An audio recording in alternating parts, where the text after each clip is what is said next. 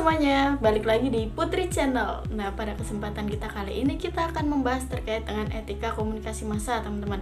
Sebelum kita masuk ke pematerian, alangkah baiknya kita perkenalan terlebih dahulu.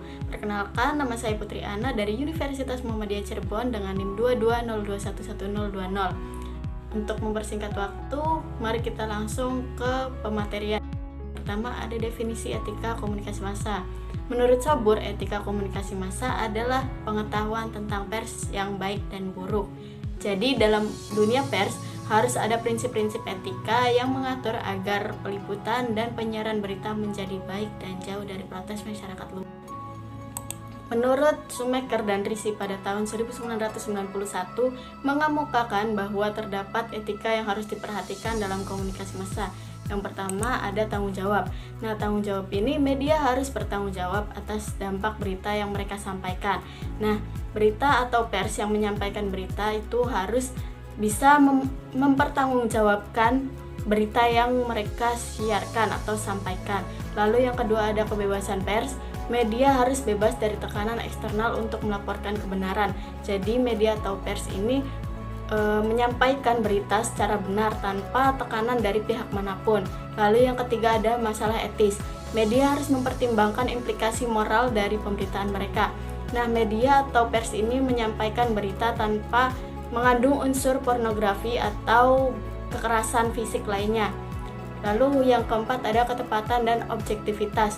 Berita harus disampaikan dengan akurat dan tanpa bias. Jadi media atau pers sebelum menyampaikan berita mereka harus bisa mendata secara rinci. Jadi kayak lebih akurat gitu. Yang kelima ada tindakan adil untuk semua orang. Media harus adil dan tidak diskriminatif dalam peliputan berita. Nah, jadi media atau pers menyampaikan berita itu tanpa mengandung kayak menjatuhkan pihak manapun. Selanjutnya ada pentingnya etika dalam komunikasi massa, teman-teman. Yang pertama ada menjaga kepercayaan publik. Etika membantu media untuk membangun dan mempertahankan kepercayaan dari audiens mereka. Lalu yang kedua ada menghormati hak individu.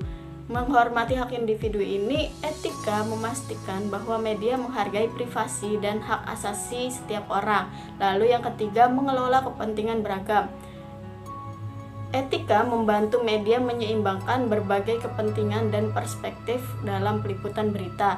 Lalu yang keempat ada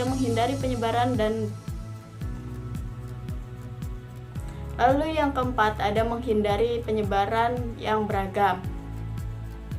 Etika mendorong media untuk memverifikasi fakta dan menghindari penyebaran berita palsu atau menyesatkan.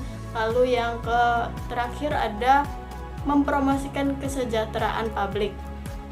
Etika memastikan bahwa media berkontribusi positif terhadap kesejahteraan masyarakat dengan memberikan informasi yang bermanfaat dan relevan. Lalu selanjutnya contoh penerapan etika dalam media. Yang pertama, penyusunan iklan. Iklan yang etis harus jujur dan tidak menyesatkan konsumen. Yang kedua, ada pelaporan berita. Dalam pelaporan berita, jurnalis harus mematuhi kode etik jurnalis. Lalu yang ketiga ada program acara. Program acara yang disiarkan di televisi atau radio harus mempertimbangkan dampak pada masyarakat.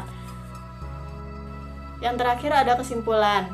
Etika dalam komunikasi massa adalah elemen penting yang memastikan media beroperasi dengan cara yang bertanggung jawab dan bermanfaat bagi masyarakat. Tanpa etika, komunikasi massa bisa menjadi arena pertarungan kepentingan yang merugikan banyak pihak. Dengan mengikuti prinsip etika, media dapat mempermainkan peran yang konstruktif dalam membentuk opini publik dan memberikan informasi yang akurat dan berguna.